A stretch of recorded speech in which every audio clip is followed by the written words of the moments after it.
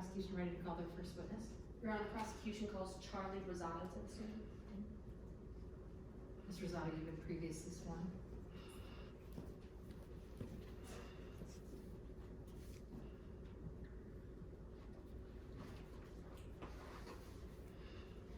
Your Honor, may I inquire? Sure. Good morning. Please turn and introduce yourself to the jury. Good morning. My name is Charlie Rosado. Ms. Rosado, what do you do for work? I'm a detective here in the San Juan Police Department. Are you a member of any specific unit or division? Yes, ma'am. I'm with the Violent Crimes Division here. How long have you been with the Violent Crimes Division? It's been 13 years with that division, but I've been with San Juan Police Department for 22 years now. Now, can you tell the members of the jury, how are you involved in today's case? Of course, I was the detective who investigated the shooting that happened on December 10th of last year. What were you doing on December 10th of 2021? I was patrolling the downtown area that evening with a partner. There was a big concert happening in town that night, so we wanted to make sure there wasn't any suspicious activity in the area. Now, as you're downtown on December 10th, what happens? We had received a call from dispatch indicating that there was a car chase happening nearby. Because we were only a block or two away, we responded. When you respond, what do you see? I was able to see two cars kind of going back and forth with one another, speeding, screaming, so we made sure to maintain speed with these two cars. Can you describe what these two cars look like? Of course, there was one red car and one blue. During the course of your investigation, were you ever able to learn who was driving that red car? Yes, ma'am, it was Arturo Bonilla. Who was driving the blue car? Georgie Abato. Do you see Georgie Abato in the courtroom here today? Yes, ma'am, I do. Can you please point to him and identify him by an article of clothing? He's sitting at this table over here wearing a blue shirt.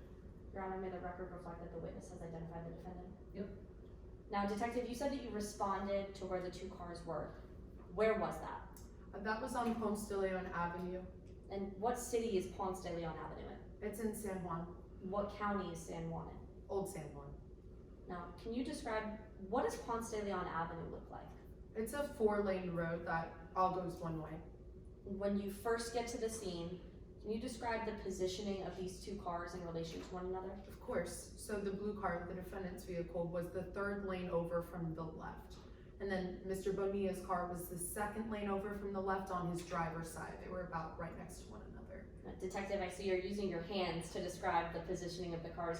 Would it aid in your testimony today if you could step down and create a diagram for the members of the jury? Absolutely. Your Honor, permission for this witness to step down and form demonstrate. Sure.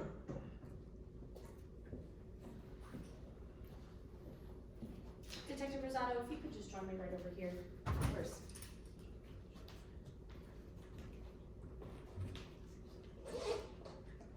Your Honor, would you like me to reposition this so that you're able to see? Could you?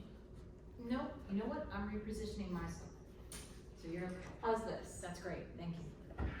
Now, can I reposition myself? Oh, as well? please, yeah. Detective, I'm going to hand you this black marker. Can you please draw what Ponce de Leon Avenue looked like on December 10th? Of course. Forgive my lines, but it is a 4-lane road, so I'll draw that here. And like I said, it all goes one way. I could draw an arrow if that works. If you could, and tell us what direction it actually goes that one way. The cars I saw were going north. Now, I'm handing you this blue marker. Can you please draw where the defendant's car was when you first approached the scene? Sure. Well, like I said, he was on the 3rd lane over from the right. So here I'll draw a box for his vehicle. And can you please mark that box with the letter D for defendant? Absolutely. And now I'm handing you this red marker. Can you please draw where Arturo Bonilla's car was in relation to the defendant's car? Sure. When I first saw him, he was in the 2nd lane over on his driver's side. Now, Detective, when you first get to the scene and you see the cars like this, what do you see going on between the two of them? These two men are yelling at one another. I was actually able to see the defendant waving his arm out of his driver's window holding what looked to be a gun.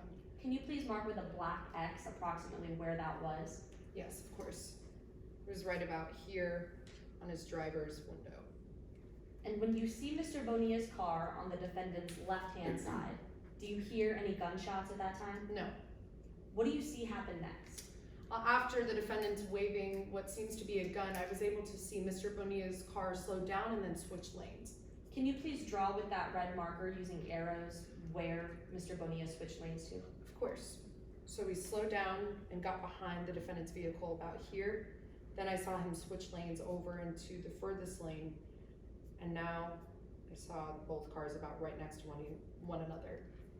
What happens next? This is when I started hearing gunshots. After you hear these gunshots, what do you see happen? I was able to see Mr. Bonilla's vehicle lose control. He veered off the road and hit a light post. Thank you, Detective. You can return to your seat. Your Honor, at this time, the prosecution would like to mark this as Exhibit G and move into evidence as Prosecution Exhibit G. Any objection? Yes, Your Honor, I would object that this is substantially more prejudicial than probative because there is no scale as to how this is drawn. It is just based off of her memory and it might confuse the jury. Your Honor, as this detective was testifying during the creation of this demonstrative, there is no unfair prejudice that would substantially outweigh the probative value of the jury being able to remember and understand all of the position changes that occurred during this altercation. And additionally, Your Honor, we would be happy to provide a limiting instruction to the jury that indicates that this is not drawn to scale. I don't think that's necessary. I will let you mark it and preserve it for closing, but I'm not gonna admit it into evidence. I'm not gonna permit it in the jury deliberation. Yes, Your Honor.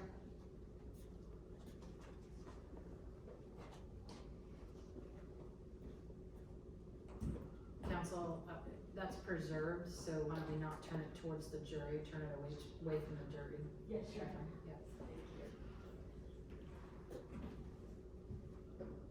Yeah. Now, Detective, after you see this crash, what do you do? I keep driving to get to the defendant's vehicle. He was still on the road. I was able to flag him down, make him stop, and once I did, I arrested him. When did your investigation begin? At that point, right then, when I arrested the defendant. And during the course of your investigation, do you collect any witness statements? No, ma'am, I don't. Because I was able to see this back and forth with the drivers, I just proceeded on my investigation without taking witness statements. Was there any surveillance footage that you collected from the scene? Surveillance footage, no. There are cameras in that general area, but in my past experience, they don't collect good footage. But this was a unique case. We were still able to obtain video footage. What do you mean by that? Well, the defendant, he had a dash cam that was in his vehicle. It actually seemed he started recording as the shooting happened. So we were able to collect that footage into evidence and download it on a flash drive. When you collected that evidence, how long was that video? With the shooting itself, about 9 seconds, I believe. Your Honor, permission to approach the witness with an exhibit? Sure. You show opposing counsel, thank you. Detective, I'm handing you what's been pre-marked for identification as Exhibit F. Do you recognize this? Yes, ma'am. And how do you recognize this? My initials are on here. This is the footage from the defendant's dash cam from December 10th of 2021. Now, just to be clear, is that the footage or is this a flash drive containing that footage? Yes, it's a flash drive that has the footage downloaded onto it. Thank you, just for purposes of the record. Were you provided an opportunity to view the footage that's on this flash drive prior to trial? Yes, ma'am. And when you viewed that footage, was it a fair and accurate depiction of the footage that you collected on December 10th of 2021? Yes. Prosecution moves into evidence Exhibit F. Any objection from the defense? Any objection to the flash drive? Yes, Your Honor, we would object that this is substantially more prejudicial than probative because it's needlessly presenting cumulative evidence that the officer can just testify to. She said that she saw the whole thing. Your Honor, assuming we're at the bench, this is not cumulative as this footage actually depicts the shooting from inside of the car. This witness was not able to actually see what happened from the inside of the defendant's car, and therefore it is highly probative for the members of the jury to understand the full context of what happened. Anything further? Yes, Your Honor, this would also confuse the jury because all we're seeing is what's happening within Mr. Avaro's car, not what's happening outside of it. After reviewing the footage, there is a shattered window that we don't know how that occurred. It would just be substantially more prejudicial in that the jury only sees one side of the story in this. Counsel? Your Honor, in conjunction with this witness's testimony, the members of the jury will not be confused as she's testified as to what she saw occur from the outside of the car, and this is just providing an additional perspective of what happened from within the car. No, lawyer objection, not permitted. Your Honor, permission to publish to the members of the jury by an exact copy that opposing counsel has had an opportunity to view. Any objection? No, Your Honor. It's allowed.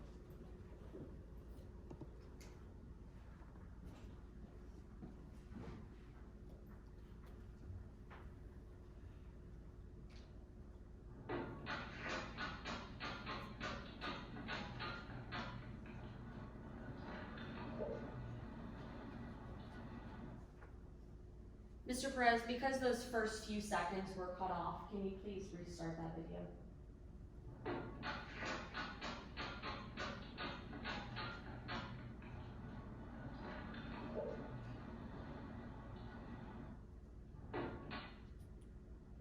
Detective, are we able to see Mr. Bonilla anywhere in this video?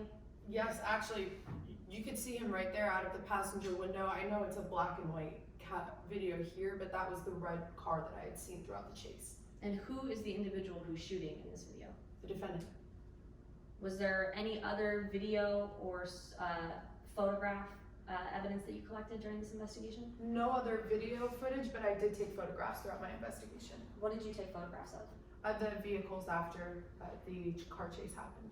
Was there anything else that was collected into evidence and later photographed? Yes, ma'am. I was able to seize the gun that was in the defendant's vehicle after the shooting happened. Your Honor, permission to approach the witness with 5 exhibits. Sure.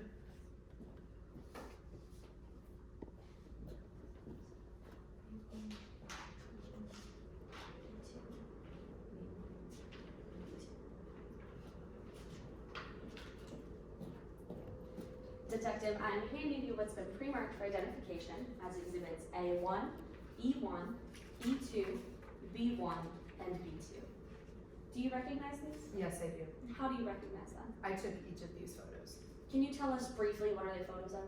of both of the vehicles in the chase as well as the gun I seized from the defendant's vehicle that day. Are these photographs fair and accurate depictions of the evidence that you collected in this case? Yes, ma'am.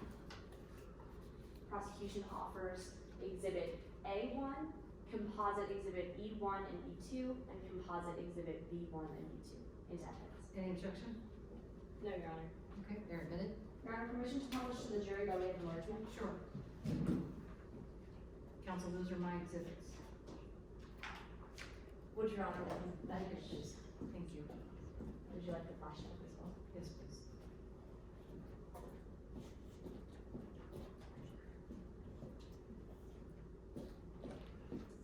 Thank you.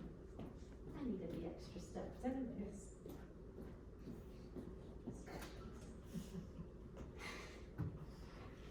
Detective, I'm publishing exhibit A1.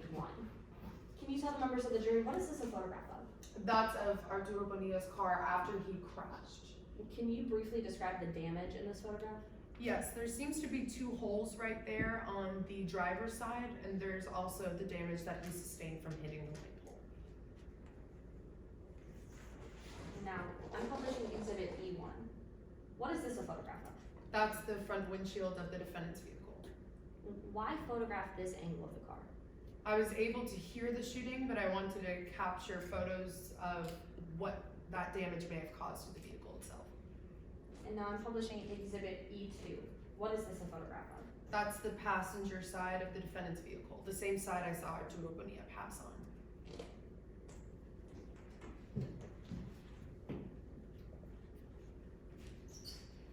Detective, exhibit B. What is this? That is a semi-automatic Glock 40 caliber. And was this the gun that was collected from the defendant on December 10th? A photo of it, yes ma'am. Were you able to identify who this gun was registered to? No, I wasn't. Actually, the serial number on the gun was mutilated, so I wasn't able to find who it was registered to. I'm showing exhibit B2. Detective, can you identify where in this photograph that serial number would have been? Sure, you can see that little bit of gray area on the top of the gun there. That's where the serial number would have been if it were to be on the gun. Was there any sort of license check that you ran? Yes, ma'am, I did, and I searched the defendant and he didn't have any license to carry. Now, in the condition that you found this gun, could it have been fired again? No, ma'am, it was completely empty by the time I found it.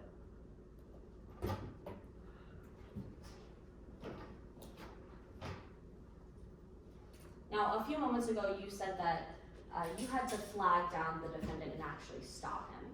Approximately, where was that? He drove about 500 feet, maybe more, still on Ponce de Leon Avenue until we were actually able to get him to stop his vehicle. And when you were able to get the defendant to stop, where was Mr. Bonilla? Still about 500 feet behind where he had crashed. During the course of your investigation, did you ever find a gun on Mr. Bonilla? No, I didn't. Was there a gun that was ever found in his car? No, there wasn't. We searched and never came up. At any point, did you see Mr. Bonilla with a gun? I thought I may have, which is why we searched him. We searched his car, but no, we never found one. And when you saw Mr. Bonilla at the scene after he crashed, what did he look like? Oh, he was pretty banged up. I mean, he was bleeding super bad. He had a huge gash on his forehead. He was complaining of pain in his left arm. He had gotten hit pretty bad. Nothing further, Your Honor.